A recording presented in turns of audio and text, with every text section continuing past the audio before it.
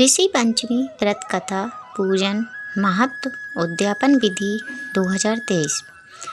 ऋषि पंचमी व्रत पूजा महत्व। हिंदू धर्म में पवित्रता का बहुत अधिक महत्व होता है। महिलाओं के मासिक के समय वे सबसे अधिक अपवित्र मानी जाती हैं। ऐसे में उन्हें कई नियमों का पालन करने कहा जाता है, लेकिन इसके बावजूद उनसे जाने अनजाने में चूक हो जाती है, जिस कारण महिलाएं सप्तऋषि की पूजा कर अपने दोषों का निवारण करती हैं। ऋषि पंचमी व्रत पूजा विधि।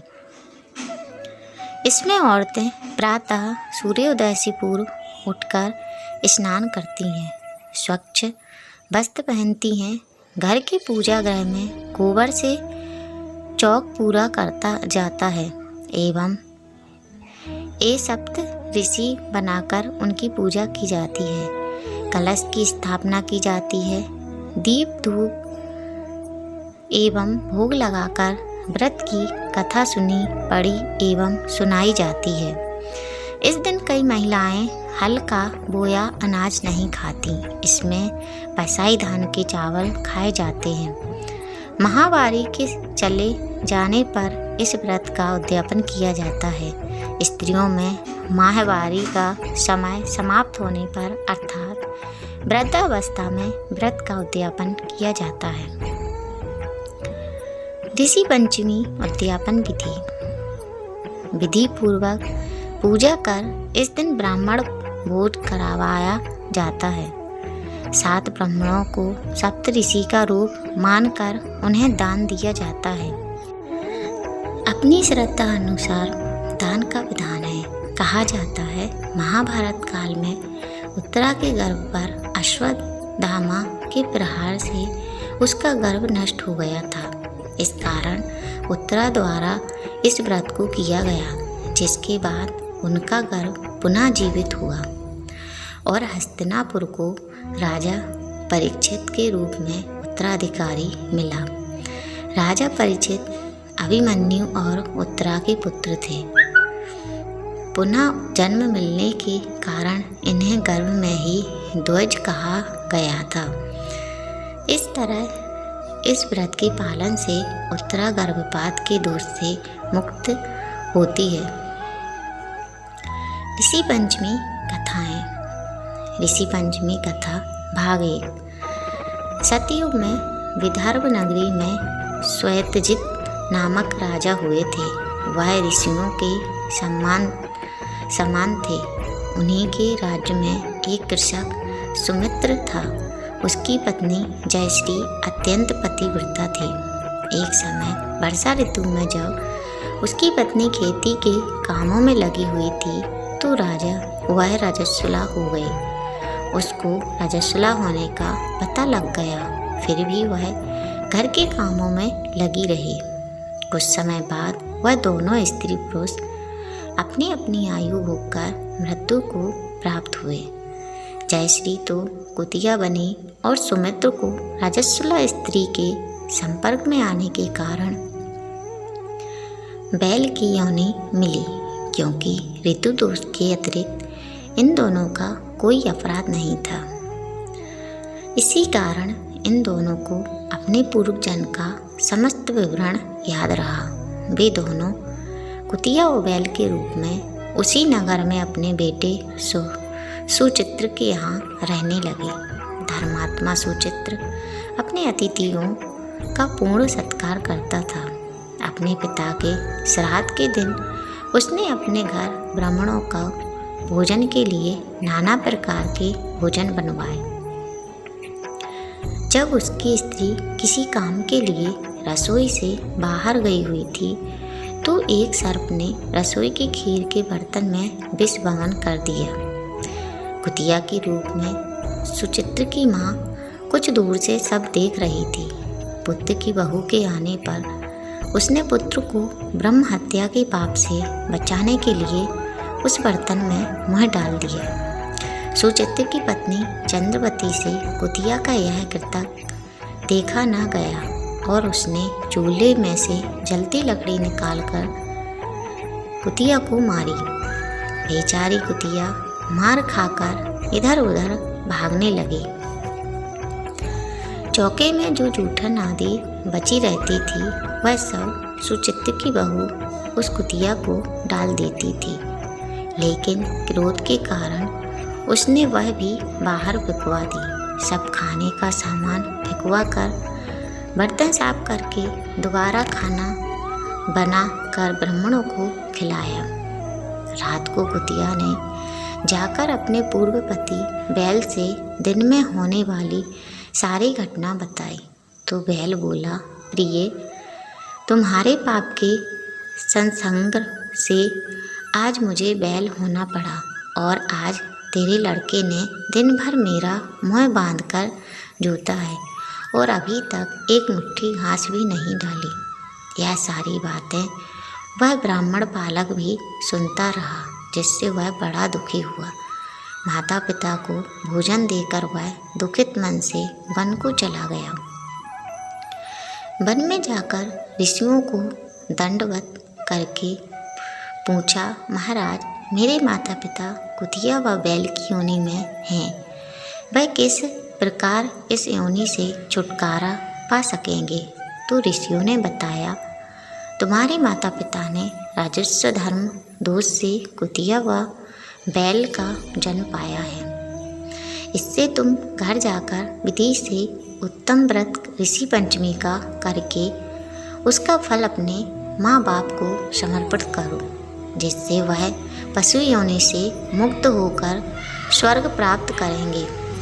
मुनियों से विधि सुनकर ब्राह्मण पुत्र ने घर आकर विधि के साथ स्त्री सहित भाद्रपद शुक्ल पंचमी को ऋषि पंचमी का व्रत किया और श्रद्धा से उस व्रत का फल अपने माता पिता को समर्पित किया, जिसके प्रभाव से वे इस क्रूर योनि से छूटकर दिव्य देव विमान पर गरुड़ आरूढ़ हो स्वर्ग को प्राप्त हुए। हे राजन, जो स्त्री इस व्रत को विधि के साथ करती है तथा श्रद्धा से सप्त ऋषियों का पूजन करे, वह नारी भयंकर दोष से छूटकर शीघ्र ही धन, पुत्र, पौत्र आदि सुख सौभाग्य रूप को पाती है। इस व्रत को करना नारी जाति का मुख्य कर्तव्य है। इससे मन, शरीर आदि दोष मुक्त होते हैं। जो फल तीर्थों के करने से प्राप्त होते हैं वह इस व्रत से अनायास नारी जाति को मिलते हैं। बोलो ऋषि पंचमी की जय। ऋषि पंचमी कथा भाग 2। विदर्भ देश में उंतक नामक एक सदाचारी ब्राह्मण रहता था। उसकी पत्नी बड़ी पतिव्रता थी, जिसका नाम सुशीला था। उस ब्राह्मण के एक पुत्र तथा एक पुत्री, 2 संतान थी। विवाह योग्य होने पर उसने समान कुलसीन वर के साथ कन्या का विवाह कर दिया। देवयोग से कुछ दिनों बाद वह विधवा हो गई। दुखी ब्राह्मण दंपति कन्या सहित गंगा तट पर कुटिया बनाकर रहने लगे। एक दिन ब्राह्मण कन्या सो रही थी कि उसका शरीर कीड़ों से भर गया। कन्या ने सारी बात माँ से कही। माँ ने पति से सब कहते हुए पूछा, प्राणनाथ, मेरी साध्वी कन्या की यह गति होने का क्या कारण है? उंतक ने समाधि द्वारा इस घटना का पता लगाकर बताया, पूर्व जन्म में भी यह कन्या ब्राह्मणी थी। इसने राजस्वला होते हुए ही बर्तन छू लिए थे। इस जन्म में भी इसने लोगों की देखा देखी ऋषि पंचमी का व्रत नहीं किया, इसलिए इसके शरीर में कीड़े पड़े हैं। धर्मशास्त्रों की मान्यता है कि राजस्वला स्त्री पहले दिन चंडालनी, दूसरे दिन ब्रह्म घातनी तथा तीसरे दिन धोबिन के समान अपवित्र होती है। वह चौथे दिन स्नान करके शुद्ध होती है। यदि यह शुद्ध मन से अब भी ऋषि पंचमी का व्रत करे तो इसके सारे दुख दूर हो जाएंगे और अगले जन्म में अटल सौभाग्य प्राप्त करेगी। पिता की आज्ञा से पुत्री ने विधि पूर्वक ऋषि पंचमी का व्रत एवं पूजन किया। व्रत के प्रभाव से वह सारे दुखों से मुक्त हो गई। अगले जन्म में उसे अटल सौभाग्य सहित अक्षय सुखों का भोग मिला। बोलो ऋषि महाराज की जय। ऋषि पंचमी कथा भाग 3। एक बार संतान प्राप्ति के लिए ब्राह्मण और ब्राह्मणी सप्त ऋषि का व्रत किया करते थे, और जब उन्हें संतान के रूप में बेटी की प्राप्ति हुई तो वह उसे भी यह व्रत कराने लगे। इसके बाद उन्होंने उसकी शादी भी ऐसे आदमी से की जो उनके घर में घर जमाई बन के रहे। दोनों ससुर दामाद एक साथ खेती का काम करने लगे। ब्राह्मण ने ब्राह्मणी से बोल दिया कि तू मेरे लिए खीर बनाया कर, और जमाई के लिए रबड़ी। ब्राह्मणी भी ऐसा ही करने लगी। जब एक दिन ब्राह्मण को काम की वजह से बाहर जाना पड़ा तो ब्राह्मणी खाना लेकर आई और जमाई से बोली कि एक हांडी में खाना आपके ससुर का और दूसरी में आपका है। यह सुन जमाई ने सोचा कि ऐसा ससुर के लिए क्या लाई है जो ये बात बोल के गई कि यह आपका और यह आपके ससुर का है।